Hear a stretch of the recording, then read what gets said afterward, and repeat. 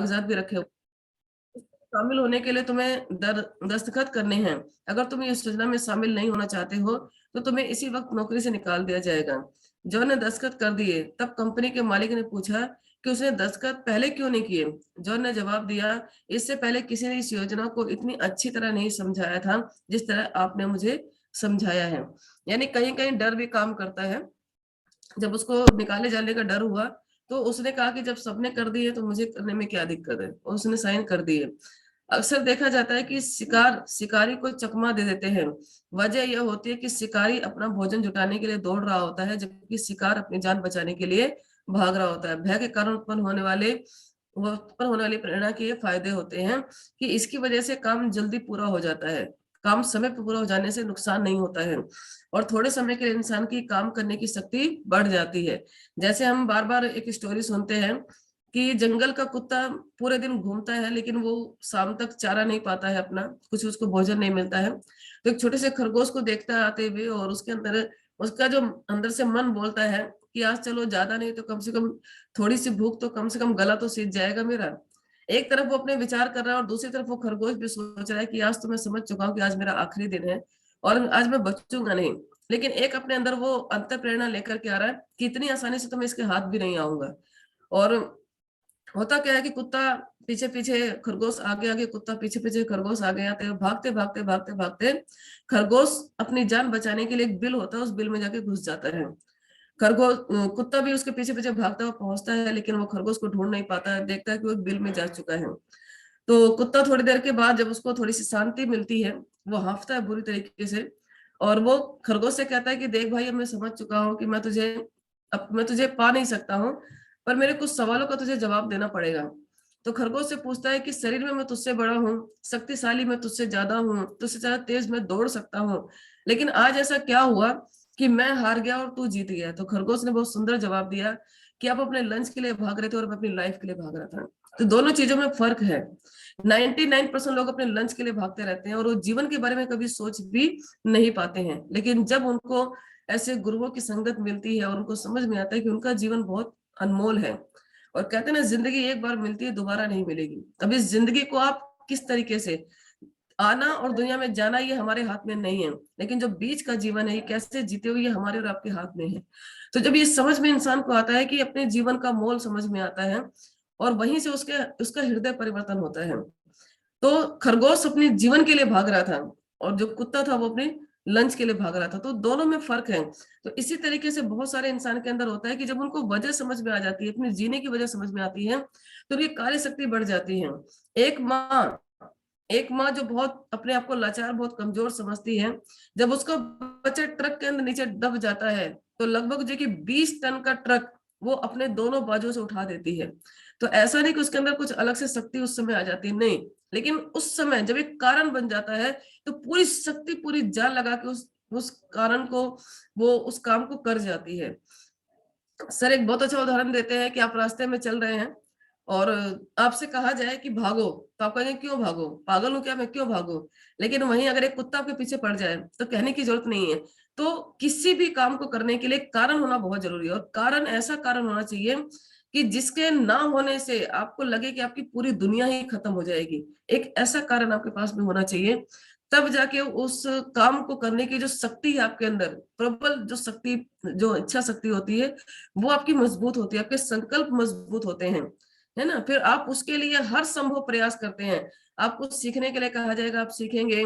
आपको मीटिंग में आने के लिए कहा जाएगा, आप जाएंगे। वो सारे काम करेंगे जो आपकी उस इच्छा शक्ति को पाने के लिए आपको करने हैं। लेकिन जब वो आपको ये पता ही नहीं होता कि करना क्यों है, तब जाके आप उस काम को ये समझते हैं कि इस काम को करना तो जरूरी है, पर आप करते नहीं हो, फिर उसके पीछे बहाने बनते हैं। तो ये बहुत जरूरी है।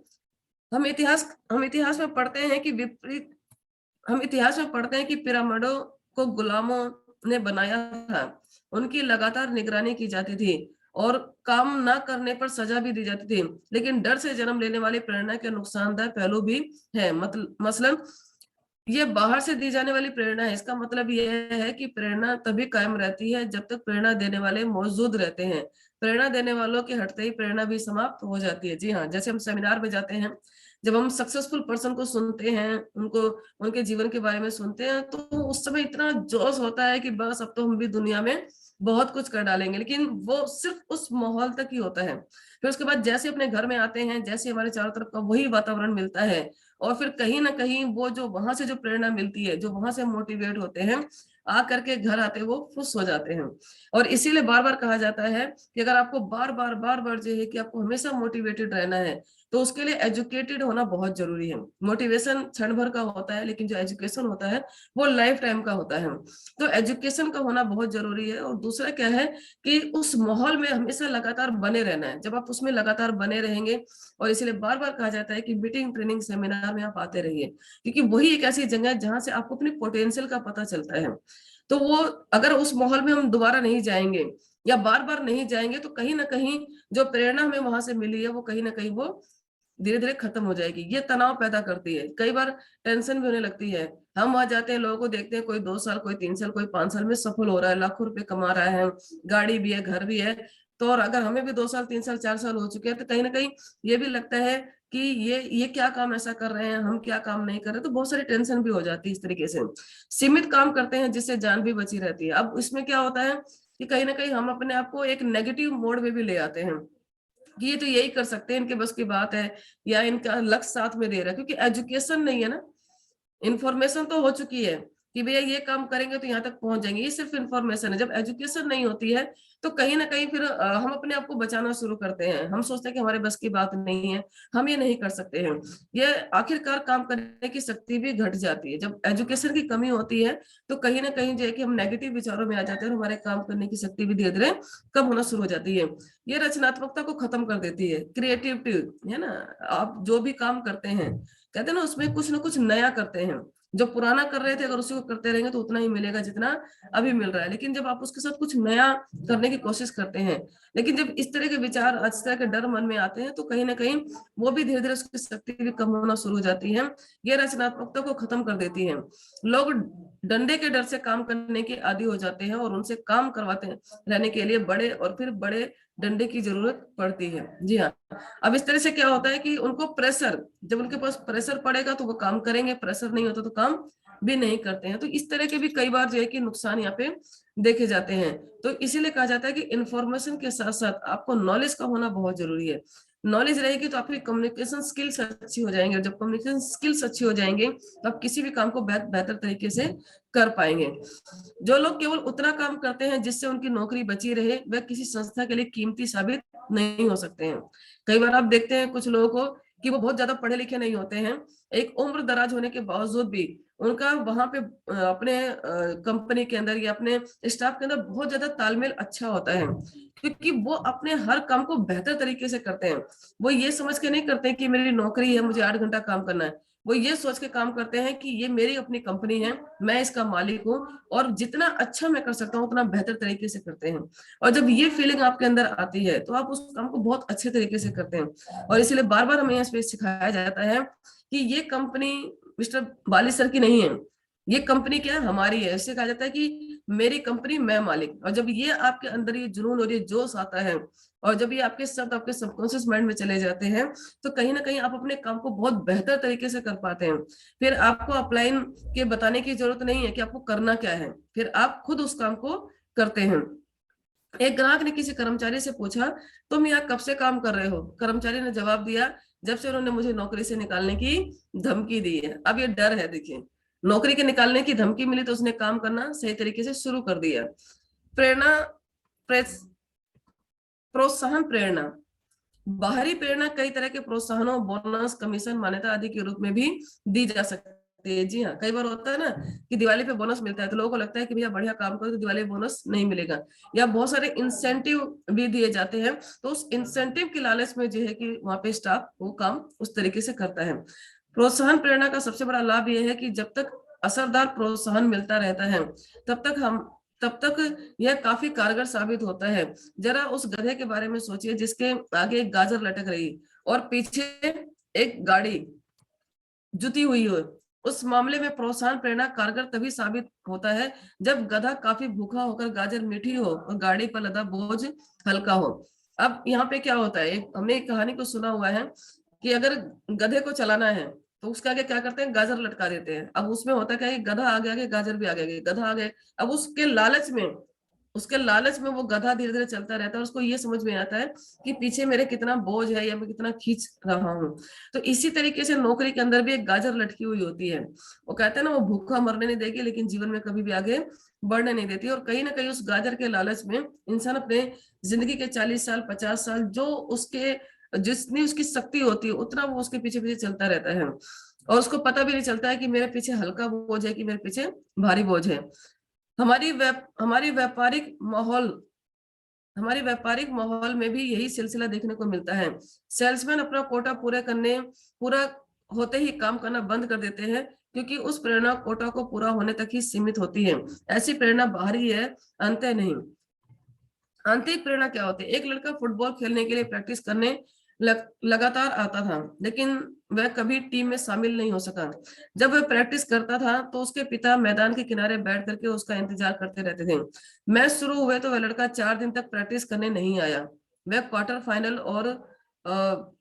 प्रैक्टिस क्वार्टर फाइनल और सेमीफाइनल मैचों में के दौरान भी नहीं दिखा। लेकिन वह लड़का फाइनल मैच के दिन आया और उसने कोच के पास जाकर कहा, आपने मुझे हमेशा रिवर्स खिलाड़ियों में रखा है और कभी टीम में खेलने नहीं दिया है, लेकिन कृपया करके आज मुझे खेलने दे। कोच ने कहा, बेटा मुझे दुख है कि मैं तुम्हें यह मौका नहीं दे सकता। टीम में तुमसे अच्छे खिलाड़ी मौजूद हैं, इसके अलावा ये फाइनल मैच है, स्कूल में इज्जत दांव पे लगी है, मैं तुम्हें मौका देकर के खतरा मोल नहीं ले सकता। लड़के ने मिन्नत करते हुए कहा, सर मैं आपसे वादा करता हूँ कि मैं आपका विश्वास नहीं तोड़ूंगा। मेरी आपसे विनती है कि मुझे खेलने दें। कोच ने इससे पहले लड़के को कभी इस तरह विनती करते हुए नहीं देखा था। उसने कहा, ठीक है बेटे जाओ खेलो, लेकिन याद रखना कि मैंने यह निर्णय अपने ही बेहतर फैसले के खिलाफ लिया है और स्कूल की इज्जत दांव पे लगी है, मुझे शर्मिंदा ना होना पड़े। खेल शुरू हुआ, लड़का तूफान की तरह खेला। उस उसे जब भी गेंद मिली उसने गोल मार दिया। कहना कहना ना होगा कि वह उस मैच का हीरो बन गया, उसकी टीम को शानदार जीत मिली। खेल खत्म होने के बाद कोच ने उस लड़के के पास जाकर के कहा, बेटा मैं इतना गलत कैसे हो सकता हूँ, मैंने तुम्हें पहले कभी इस तरह खेलते हुए नहीं देखा, यह चमत्कार कैसे हुआ, तुम इतना अच्छा कैसे खेल गए? लड़के ने जवाब दिया, कोच आज मेरे पिताजी मुझे खेलते हुए देख रहे थे। कोच ने मुड़ करके उस जगह को देखा जहां उसके पिताजी बैठा करते थे, लेकिन वहां पर कोई नहीं बैठा था। उसने पूछा, बेटा तुम जब भी प्रैक्टिस करने आते थे तो तुम्हारे पिताजी वहां बैठा करते थे, लेकिन आज मैं वहां पर किसी को नहीं देख रहा हूँ। लड़के ने उत्तर दिया, कोच मैंने आपको यह कभी नहीं बताया कि मेरे पिताजी अंधे थे। 4 दिन पहले उनकी मृत्यु हो गई, आज पहली बार वह मुझे ऊपर से देख रहे थे। तो इस तरीके से बहुत सारी चीजें होती हैं।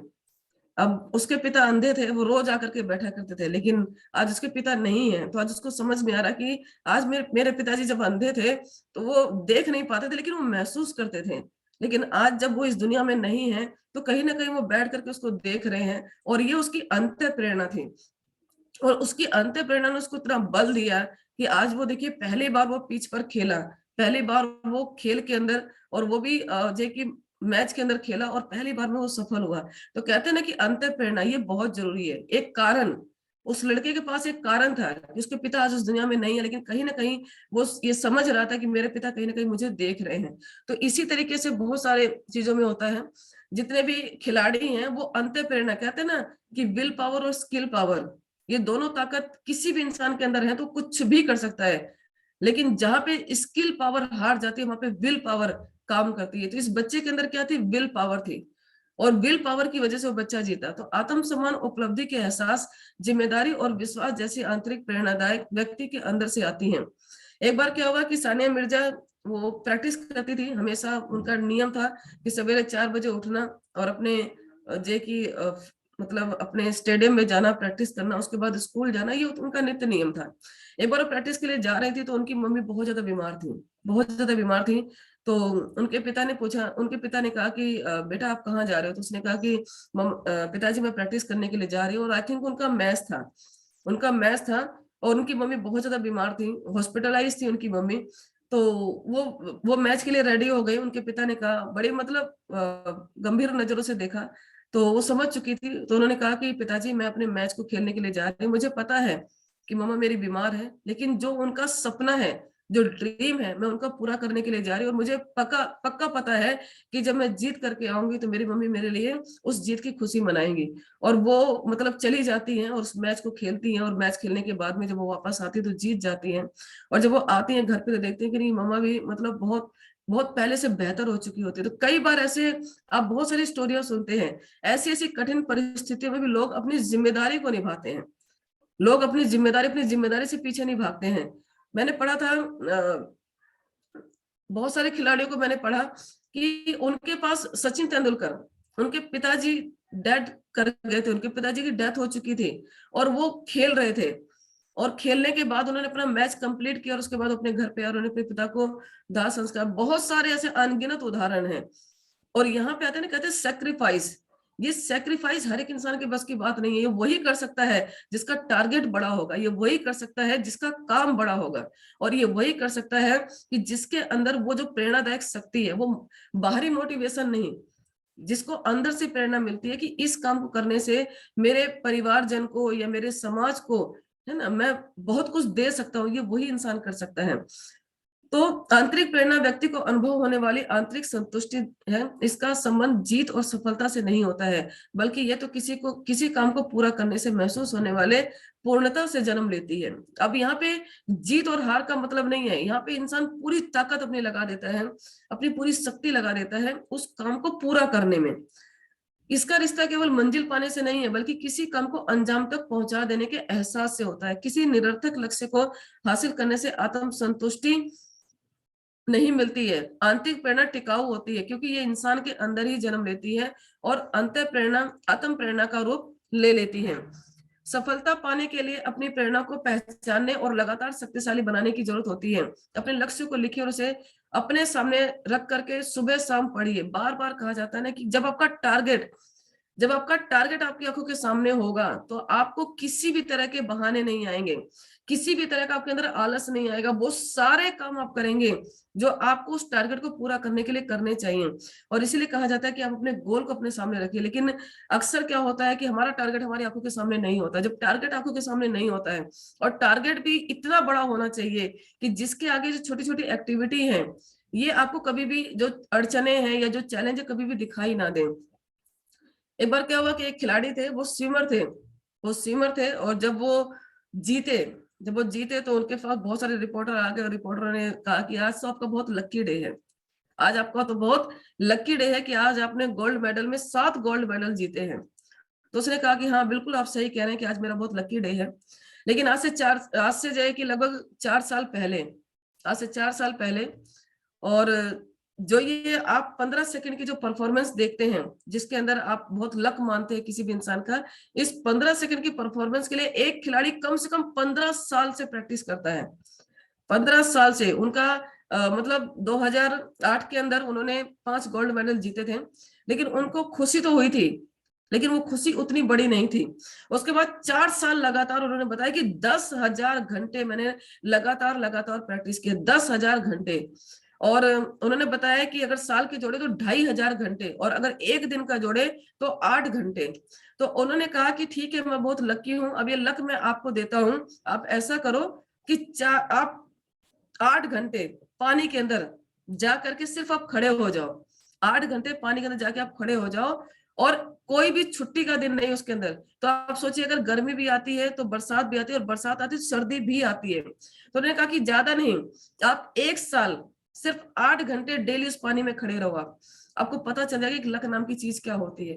तो कहते हैं ना, भाग्य नाम की कोई चीज नहीं होती है। जो कर्मिक होते हैं, जो कर्म करते हैं ईमानदारी के साथ, भाग्य भी उनका साथ देता है। लेकिन जो कर्म नहीं करते हैं तो भाग्य नहीं, दुर्भाग्य हमेशा उनका साथ देता है। भाग्य साथ नहीं देता, फिर दुर्भाग्य उनका साथ देता है। तो ये बहुत सारे लोग इस तरीके से आते हैं कि आप तो बहुत लकी हो, आप तो खुशकिस्मत हो, आपका दिन आज का बहुत अच्छा है। तो सब दिन बराबर होते हैं, कोई संडे बुरा नहीं होता, कोई मंडे अच्छा नहीं होता, सब दिन बराबर होते हैं। है ना, लोग व्रत करते हैं, आज मंडे है, मंगलवार को नॉनवेज नहीं खाते हैं, है ना, शनिवार को काले कपड़े पहनते हैं। तो ये सब कहते हैं ना कि ये जो मानते हैं बहुत अच्छी बात है, लेकिन ये सिर्फ आप अपने आप को एक अंधविश्वास में रखते हैं। रियल में कहा जाए तो एक अंधविश्वास है। मंगलवार को वो जानवर कटता है तो क्या उसके अंदर जान नहीं होती है? क्या उसके अंदर खून नहीं निकलता है? क्या उसके अंदर वो एहसास नहीं होता है? सोमवार को भी जानवर कटता है तो क्या उसके अंदर वो एहसास खत्म हो जाते हैं? ये सब मिथ है। सिद्धार्थ सर कहते हैं दुनिया में दो ही चीजें सच है, जो आया है वो जाएगा और पृथ्वी गोल है। पृथ्वी गोल है, बस, इसके अलावा सब कुछ इंसान की बनाई हुई चीज है। तो ये बहुत सारे लोग कहते हैं ना कि लक नाम, लक है, भाग्य है, किस्मत है, तो किस्मत भी उन्हीं का साथ देते हैं जो सच्चे ईमानदारी से अपना कर्म करते हैं। तो सफलता पाने के लिए अपनी प्रेरणा को पहचाने और लगातार शक्तिशाली बनाने के लिए जरूरत होती है। उस शक्ति को पहचानना, अपनी प्रेरणा को पहचानना, उस शक्ति को पहचानना है और लगातार लगातार उसको शक्तिशाली बनाना बहुत जरूरी है। और इसीलिए बार बार कहते हैं कि इसीलिए आपको गुरु, संगत और आदत, आपको एक ऐसे गुरु की जरूरत होती है जो आपकी इस पोटेंशियल को बाहर निकाल सके, जो निखार सके। आपको एक ऐसे माहौल की जरूरत होती है, उससे आपको माहौल मिलता है, संगत मिलती है, और जैसे हमारी संगत होती है वैसे हमारे भविष्य का निर्माण होता है। दो सबसे अधिक दो सबसे अधिक महत्वपूर्ण आंतरिक प्रेरणाएं, मान्यता और जिम्मेदारी। जी हाँ, कहते हैं ना, आप जानते तो सब कुछ है, पर आप मानते कितना है, और उसके साथ साथ आप उसकी जिम्मेदारी कितना लेते हैं। मान्यता पाने का मतलब होता है कि लोग हमारी प्रशंसा करें, हमको मान सम्मान दे और हमसे जुड़ाव महसूस करें। ये मान्यता है। कुछ लोग ऐसे होते हैं जिनको हमेशा लगता है कि बस लोग उनकी प्रशंसा ही करते रहें या उनको मान सम्मान दे, या कहते हैं ना कि मान सम्मान किसी से भीख में नहीं मिलता है, ये कमाया जाता है। मान सम्मान अगर आप किसी से सोचे कि भीख में मिले, तो भीख में मिला मान सम्मान कोई मान सम्मान नहीं है। डर के आगे, डर के अंदर कोई मान सम्मान हो तो मान सम्मान नहीं है। ये मान सम्मान क्या है? जो आप कमाते हैं, है ना। ये कमाते कैसे? जब आपको अपने अंदर परिवर्तन लेकर के आते हैं, अच्छा व्यवहार, अच्छा आचरण, है ना, आप अच्छी हैबिट आपकी होती है, तो ये मान सम्मान आप कमाते हैं। इसको कहा जाता है स्वाभिमान। जिम्मेदारी से आदमी में जुड़ाव और स्वामित्व की भावना जन्म लेती है। ये ये एक बड़ी तस्वीर का हिस्सा बन जाता है। जिम्मेदारी का अभाव आदमी के उत्साह को घटा देता है। जिम्मेदारी, कहते हैं जो लोग जिम्मेदारी लेते हैं जिंदगी में वो सफलता प्राप्त करते हैं। तो हमें अपनी जिम्मेदारियों को महसूस करना चाहिए, और जो लोग जिम्मेदारी लेते हैं उनके साथ मान सम्मान ऑटोमेटिक जुड़ जाता है। देखिए, हमारे अपलाइन जिम्मेदारी लेते हैं तो वो उनका मान सम्मान अपने अंदर ऑटोमेटिक जुड़ जाता है। वो ये नहीं कहते हैं कि आप मेरा मान सम्मान करो, आप मुझे नहीं। किसी भी चीज के प्रति कहते हैं ना कि जो पूजा होती है वो इंसान की नहीं, कुर्सी की पूजा होती है। लेकिन कुर्सी का मतलब क्या है? कि जो आपका आचरण है, जो आपका व्यवहार है, जो आपकी नॉलेज है, जो आपके सिद्धांत है, जो आपके प्रिंसिपल है, उनकी पूजा होती है। और इसीलिए बार बार कहा जाता है कि इंसान नहीं, इंसान के अंदर जो गुण होते हैं उसकी पूजा होती है। अब बाहरी तो इंसान बहुत सुंदर है, सब कुछ उसके अंदर है, लेकिन उसके अंदर कोई इस तरह का गुण नहीं है जिसको आप फॉलो कर सके। तो क्या ऐसे इंसान की कोई सम्मान कर सकता है? क्या ऐसे इंसान कोई पूजा कर सकता है? नहीं, ऐसा कभी नहीं हो सकता है। तो मान्यता हमारी बाहरी चीज है क्योंकि ये बाहर से हासिल होती है, हालांकि इसका इजहार आदमी के अंदर होता है, ये एहसास से जुड़ा हुआ होता है। दूसरी ओर जिम्मेदारी एक अंदरूनी एहसास है और उसकी अनुभूति व्यक्ति को अपने अंदर से होती है। जिल का उदाहरण, वह एक ग्राहक सेवा प्रतिनिधि थी और इस काम में 6 सालों से जुड़ी हुई थी। इस काम में कर्मचारी जितनी जल्दी जल्दी बदलते थे उसे देखते हुए वह यह काम लंबे समय से कर रही थी। जिल को अपना काम पसंद था। उसे ग्राहकों से बात करना और उनकी दिक्कतें दूर करना अच्छा लगता था, लेकिन उसे एक बात नापसंद थी। 2 साल से भी कम समय से काम कर रहे और दूसरे ग्राहक सेवा प्रतिनिधियों को भी उसकी बराबरी का दर्जा दिया गया था। वह इस बात से हताश हो जाया करती थी कि कई ग्राहक सेवा प्रतिनिधि उसकी सलाह सुनना ही नहीं चाहते थे। उनके सामने जब कोई दिक्कत आती थी तो वे सीधे मैनेजर के पास चले जाते थे, जबकि मैनेजर के पास जिल इतना काम का तजर्बा नहीं था। यानी बहुत सारे कुछ लोग होते हैं ना कि वो उनसे अपनी बात नहीं करते तो सीधा मैनेजर के पास जाते थे। मैनेजर ने गौर करना शुरू किया कि जिल का काम हालांकि खराब नहीं था, पर वह पहले जितना अच्छा नहीं रह गया था। वह अपने काम से खुश नहीं लग रही थी। वह इतनी अच्छी कर्मचारी को खोना नहीं चाहता था, इसलिए उसने जिल की तनख्वाह बढ़ा दी। लेकिन काम के बारे में जिल का नजरिया नहीं बदला। अधिक पैसा पाना किसी को भी हमेशा अच्छा लगता है, पर जिल तो सम्मान चाहती थी। उसके बाद मैनेजर ने जिल से कुछ देर तक बात की। उसके असंतोष की वजह जानने के बाद मैनेजर ने जिल को सुपरवाइजर का दर्जा दे दिया और दूसरे प्रतिनिधियों को निर्देश दिया कि भविष्य में आने वाली सारे दिक्कतों का ब्यौरा उस तक जिल के जरिए पहुंचेगा। जिल की बड़ी हुई जिम्मेदारी ने उसकी सम्मान की पाने की इच्छा को पूरा कर दिया और उसके काम करने की शक्ति फौरन बढ़ गई। तो कई बार क्या होता है कि पैसा, देखिए, पैसा जरूरत है, लेकिन पैसे का मतलब ये नहीं है। पैसा और मान सम्मान दोनों अलग अलग चीजें हैं। पैसे से कभी मान सम्मान नहीं मिलता है, और जिनके पास मान सम्मान होता है उनके पास ऑटोमेटिक पैसा चल करके आता है। इसलिए कहा जाता है ना कि आप पैसे के पीछे मत भागिए, आप अपने ज्ञान के पीछे भागिए। आप अपने आप के, जितना आप अपने आप को बेहतर बना सकते हैं, है ना, जितना निखार सकते हैं नॉलेज के द्वारा, उतना आप अपने आप को निखारिए। पैसा बाय प्रोडक्ट है, वो आपके पास आएगा ही आएगा। तो जिल इसलिए परेशान थे क्योंकि कुछ लोग उसकी बात को नहीं सुनते थे, नहीं मानते थे, लेकिन जब उसको सुपरवाइजर बना दिया गया और सभी लोगों को ये बता दिया गया कि अब अगर आप जिल से कोई बात करेंगे और जिल को लगता है कि अगर वो बात मेरे तक पहुंचानी है, तभी वो आपको जो है कि आपकी बात वहां तक पहुंचेगी। अक्सर इसका उदाहरण मैं देखती हूँ कि जब हमें कोई बात अगर हम करनी होती है, अगर हमें राज सर से कोई हेल्प लेनी होती है, कोई बात करनी होती है, तो अक्सर वो ये बात कहते हैं कि सबसे पहले आप अपने अपलाइन से बात कीजिए, क्योंकि अक्सर ये बात होती है। हमें लगता है कि नहीं नहीं सर तो उनसे ज्यादा एक्सपीरियंस वाले हैं, वो ज्यादा बेहतर तरीके से कर पाएंगे, जबकि ये गलत प्रोसेस है। अगर आपको जो भी बात करनी है, पहले वो अपने डायरेक्ट अपलाइन से बात कीजिए। अगर उनके पास कोई सोल्यूशन नहीं होगा तो वो ऊपर से बात करेंगे, यानी अपने अपलाइन से बात करेंगे। और ये सही तरीका है, और सही जिम्मेदारी के साथ में अगर इस तरीके से हम काम करते हैं तो इसमें एक दूसरे का मान सम्मान बना रहता है, हमारे अपलाइन का भी मान सम्मान बना रहता है और उनके अपलाइन का भी मान सम्मान बना रहता है। अगर डायरेक्ट हम सिद्धार्थ सर से कोई बात करना चाहेंगे तो बात हो सकती है, लेकिन ये तरीका गलत है। तो इसलिए कहते हैं ना स्टेप बाय स्टेप, और हमें सिखाया जाता है कि आप डायरेक्ट अपने 6 अपलाइन का नंबर अपने पास में रखिए। कभी भी कोई जरूरत हो, मान के चलिए अपने अपने डायरेक्ट अपलाइन से बात की, हो सकता है उनसे बात नहीं हो पाए, तब आप अलग से अपने फिर उनके अपलाइन से बात कीजिए। तो ये एक सही प्रोसेस है, इसमें क्या एक दूसरे का मान सम्मान बना रहता है। आर्थिक पुरस्कार अस्थायी होते हैं, उनका असर थोड़ी देर के लिए होता है, वे लंबे समय तक आत्म संतुष्टि नहीं दे पाते हैं। इसके विपरीत किसी सोच को अमल में आते हुए देखने का ख्याल अपने आप में भावनात्मक आत्म संतुष्टि प्रदान करने वाला होता है।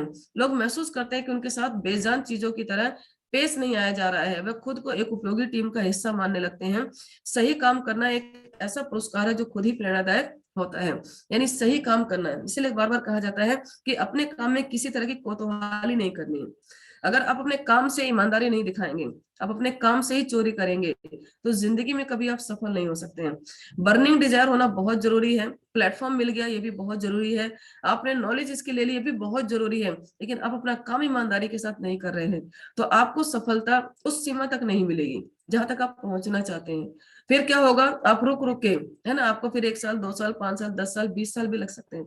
लेकिन अगर आपके पास बर्निंग डिजायर है, आपके पास प्लेटफॉर्म मिल चुका है, आपको जो है कि नॉलेज उसकी भरपूर है, और उस नॉलेज का आप सही इस्तेमाल करेंगे, यानी आप डेली फील्ड में जाएंगे, लोगों से मिलेंगे, बात करेंगे, 100% अपना एफर्ट लगाएंगे, तो 100% रिजल्ट आने के 100% चांस यहाँ पे मौजूद होते हैं। तो चलिए आज का लेसन बस इतना सा ही, और आई होप कि आज के लेसन से भी बहुत कुछ हमने सीखा है कि जो भी काम हमें करना है ईमानदारी के साथ करना है। चैलेंज जीवन में बहुत आएंगे, तो हमें बाहर के इंफॉर्मेशन पे, बाहर के मोटिवेशन पे हमें ज्यादा काम नहीं करना है। हमें ज्यादा काम क्या करना है, नॉलेज के ऊपर काम करना है, जहां से आपकी आंतरिक शक्ति मजबूत होती है, जहां से आपकी विल पावर मजबूत होती है। और दुनिया में स्किल पावर और विल पावर में विल पावर मजबूत है तो आप दुनिया में कुछ भी कर सकते हैं।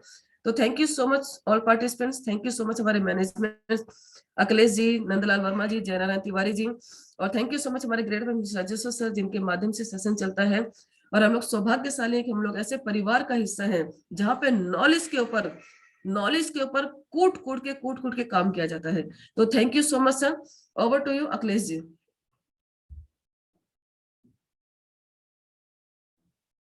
जी ma'am, thank you so much, thank you so much. और चलिए अब जैसे अब समय हो गया अपने ग्रेट गुरु से मिलने का, तो सभी को एक बार माइक दोबारा से अनम्यूट किया जा रहा है जी। तो welcome sir, good morning. Welcome sir, welcome, good morning. Good morning sir, good morning. Good morning sir, welcome sir. Good morning, good morning.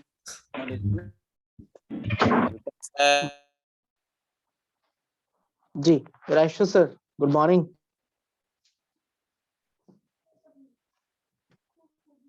Sir का माइक शायद अनम्यूट नहीं हो रहा है। हेलो सर, सब कुछ हो रहा है। सब कुछ हो रहा है, अच्छा जी। Good morning sir. जी good morning all of you, good morning. बहुत ग्रेट, शानदार, जबरदस्त। बहुत बढ़िया। और आज के लेसन में सबसे जरूरी जो हमने सीखा, स्किल पावर और विल पावर। विल पावर होना बहुत जरूरी है। स्किल पावर आपके पास है लेकिन विल पावर नहीं है तो हार निश्चित है। दोनों का होना बहुत जरूरी है। और दुनिया नॉलेज से चलती है, इंफॉर्मेशन से नहीं चलती है। और नॉलेज बहुत जरूरी है। ज्ञान रहेगा, कहते हैं ना, नॉलेज इज पावर। यानी जो ज्ञान है वही आपकी ताकत है। मार्केट में जाएंगे तो जो नॉलेज रहेगा तभी आप जीत करके आएंगे। नहीं तो बहुत बढ़िया बहुत बढ़िया बहुत बढ़िया बोलते रहेंगे तो टीवी पर देखते हैं ना प्रचार कैसे आता है, बहुत बढ़िया बढ़िया तो बोलते ही है, डांस करके भी दिखाते हैं वहां पे। ठीक है, तो हमें नॉलेज होना बहुत जरूरी है, जानकारी होनी बहुत जरूरी है। और वाकई मैम ने बताया कि हम लोगों का जो परिवार है, जो वेस्टिज परिवार है, ये जो टीम है, इसके अंदर नॉलेज, और सिद्धार्थ सर बोलते हैं ना कि मोटिवेशन की जरूरत नहीं है, एजुकेशन की जरूरत है। और एजुकेशन आपके पास है तो दुनिया में कोई ताकत आपको हरा नहीं सकती है। और जो भी एजुकेशन आपको मिल रहा है तो उसको ले जाकर के मार्केट में उसका जब तक अप्लाई नहीं करेंगे तब तक भी उसका कोई फायदा है नहीं। ठीक है ना, नहीं तो ज्यादा नॉलेज भी दुख का कारण हो जाएगा अगर उसको आप खत्म नहीं करेंगे। उसको ले जाकर मार्केट में अगर उसको अप्लाई नहीं करेंगे। अब जैसे उदाहरण के तौर पे मैं आपको बताऊं कि गाड़ी पेट्रोल से चलती है, गाड़ी पेट्रोल से चलती है तो आप जहां जाए पेट्रोल पंप देखें और पेट्रोल डलवाए। आप जहां जाए पेट्रोल पंप देखें, पेट्रोल डलवाए, टंकी फुल हो गया, फिर 5 लीटर का कैन भरवा लिए, फिर 5 लीटर का कैन। अब गाड़ी को उसके हिसाब से इस्तेमाल कर नहीं रहे हैं तो क्या होगा, एक दिन वो आपकी जो कार होगी उसमें पेट्रोल ही पेट्रोल होगा, कोई हल्का सा माचिस मारेगा जल के खत्म हो जाएगा। ठीक है, तो मेरा कहने का तात्पर्य यही है कि जो नॉलेज आपको मिल रहा है उस नॉलेज को ले जाकर के मार्केट में, अभी आपने पूरा ज्ञान आपको मिला, 2 घंटे से सेशन चल रहा है, शाम को सेशन चलता है, लेकिन अब इस नॉलेज को अगर मार्केट में जाके 4 घंटा 3 घंटा 2 घंटा अगर लगाएंगे नहीं, लोगों से मिलेंगे नहीं, भिड़ेंगे नहीं, तब तक इसका कोई रिजल्ट नहीं आएगा। तो चलिए बहुत बढ़िया, thank you, God bless you, भगवान का आशीर्वाद बना रहे, ऐसे ही हम लोग मिलते रहे, सीखते रहे, आगे बढ़ते रहे। और कहते हैं कि परिश्रम कभी व्यर्थ नहीं जाता है, परिश्रम हमेशा रंग लाता है। चलिए बहुत बढ़िया, thank you. Over to Akhilesh ji. Thank you so much sir, thank you so much. तो चले सर अफर्मेशन की तरफ। हाँ बिल्कुल, अफर्मेशन की तरफ चलते हैं, टाइम हो गया है जी।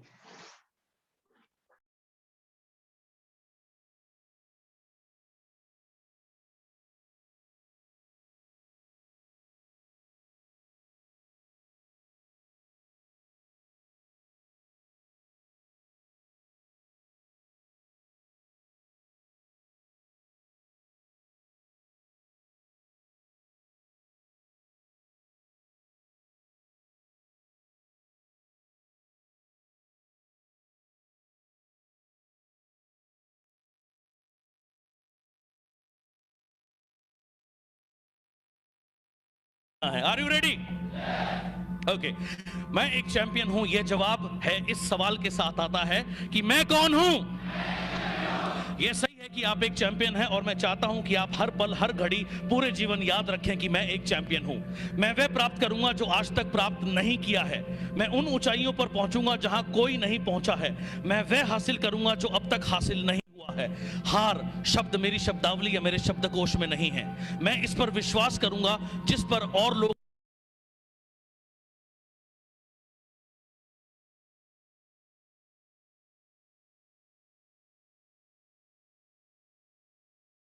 या मेरे शब्दकोश में नहीं है। मैं इस पर विश्वास के साथ आता है कि मैं कौन हूं। यह सही है कि आप एक चैंपियन हैं और मैं चाहता हूं कि आप हर पल हर घड़ी पूरे जीवन याद रखें कि मैं एक चैंपियन हूं। मैं वह प्राप्त करूंगा जो आज तक प्राप्त नहीं किया है। मैं उन ऊंचाइयों पर पहुंचूंगा जहां कोई नहीं पहुंचा है। मैं वह हासिल करूंगा जो अब तक हासिल नहीं हुआ है। हार शब्द मेरी शब्दावली या मेरे शब्दकोश में नहीं है। मैं इस पर विश्वास करूंगा जिस पर और लोग नहीं कर पाए हैं। मैं हर समय हमेशा मेहनत करूंगा, आगे बढ़ूंगा, बढ़ता ही रहूंगा। मैं पीछे मुड़कर कभी नहीं देखूंगा। अपना और अपने परिवार का गौरव बढ़ाऊंगा। मैंने मेरे ट्रेंड किया है, मेरी बॉडी मेरा शरीर उसे फॉलो करेगा क्योंकि मैं कौन हूं।